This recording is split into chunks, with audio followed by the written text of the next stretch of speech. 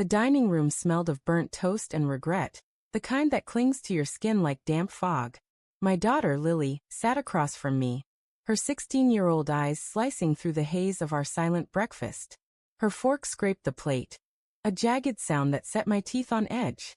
"You pushed her away, Dad," she said, her voice low, venomous, each word a shard of glass. "Mom's gone because of you." My coffee mug trembled in my hand, the black liquid sloshing against the rim. I wanted to scream that it wasn't true, that I hadn't driven Ellen to pack a suitcase for a solo vacation and return with a secret swelling beneath her sundress. But the truth was a knot in my throat, and Lily's accusation felt like a blade twisting deeper. The weeks before Ellen's trip had been a slow unraveling.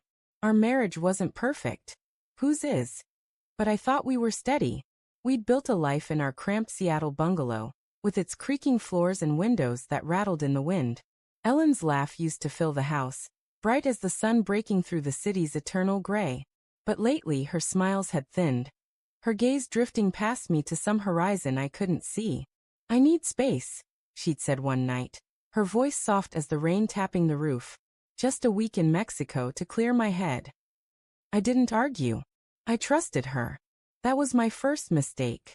The signs were there, though, weren't they? Her phone, always face down on the counter, buzzing at odd hours. The way she'd linger in the bathroom, the door locked, her voice a muffled hum through the wood.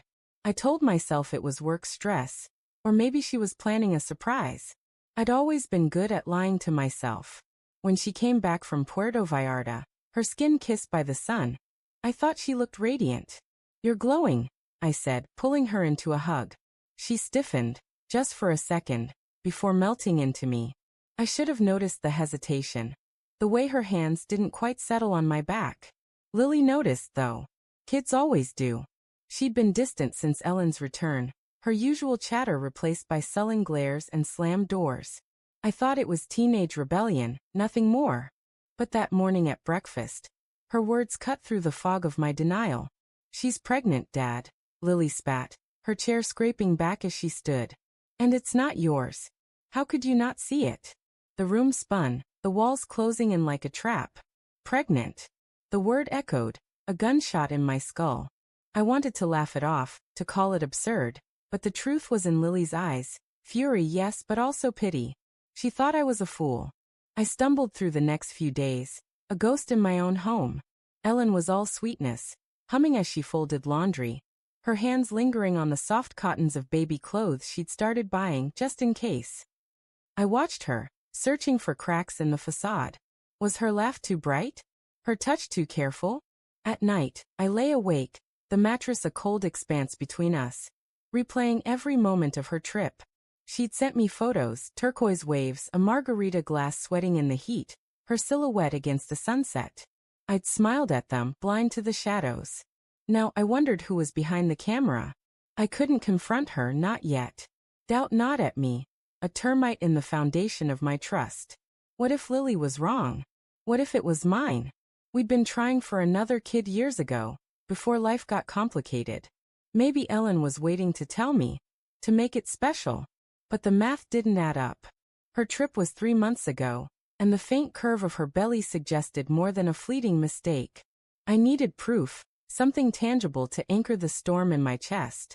So I became a detective in my own marriage. I checked her phone when she showered, my hands shaking as I scrolled through messages. There was nothing, no strange numbers, no cryptic texts. She covered her tracks, or maybe I was paranoid. I rifled through her suitcase, still unpacked in the closet, the zipper stiff with sand.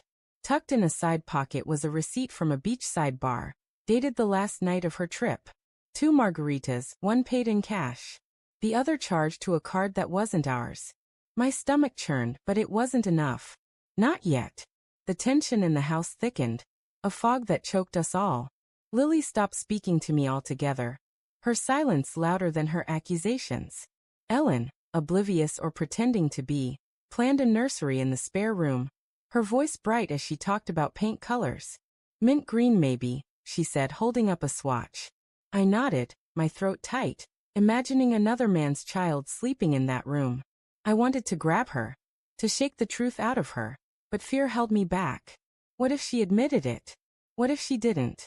The breaking point came on a rainy Thursday, the kind of day that mirrors your soul's worst corners. I'd taken to working late, avoiding the house, but Ellen asked me to pick up Lily from soccer practice. When I pulled up to the field, Lily was already in the car of another parent, her face pressed to the window, eyes red. She didn't want to ride with you, the mom said, her pity stinging worse than Lily's rejection. I drove home alone, the wipers slapping rhythmically, each swipe a countdown to the confrontation I couldn't delay. Ellen was in the kitchen when I got back, chopping vegetables with a precision that felt rehearsed. The knife gleamed under the fluorescent light, and I wondered fleetingly if she could sense the storm brewing. "We need to talk," I said, my voice steady despite the tremor in my chest. She froze, the knife hovering over a carrot. "About what?" she asked, too casual, her eyes flicking to mine and away. "About Mexico," I said. "About the baby." The words were ash in my mouth, but they were out now, no taking them back. Her face crumpled, just for a moment, before she smoothed it into a mask of confusion. "What are you talking about?" she said, but her voice cracked, a hairline fracture in her composure. "Don't lie to me, Ellen." I stepped closer, the counter between us a flimsy barrier. "Lily told me. She knows." "I know." Her hands dropped to her sides, the knife clattering to the counter. For a moment, there was only the rain, drumming against the windows like a pulse. Then she started to cry, soft sobs that shook her shoulders. "It was a mistake," she whispered. "A stupid, drunken mistake." The room tilted, the air too thick to breathe.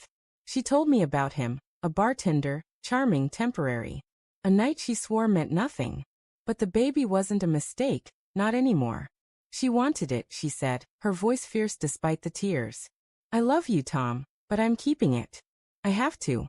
Each word was a punch, bruising something deep inside me. I wanted to hate her, to walk away, but love is a stubborn thing, tangled in memories of better days. I thought of Lily upstairs, probably listening through the floorboards. She'd blamed me, but now I wondered if she blamed herself, too, for seeing the truth I'd missed. I looked at Ellen, her face streaked with tears, her belly a quiet accusation. "What do we do now?" I asked, my voice barely a whisper. The answer came later in the dead of night, when I found a note on the kitchen table. Ellen was gone, her car missing, the nursery half-painted. The note was short, her handwriting shaky. "I need to figure this out. I'm sorry." I sat there until dawn, the paper crumpled in my fist, wondering if I'd pushed her away or if she'd been leaving all along. Lily found me there, her eyes softer now, grief replacing anger. "She'll come back, right?" she asked, her voice small.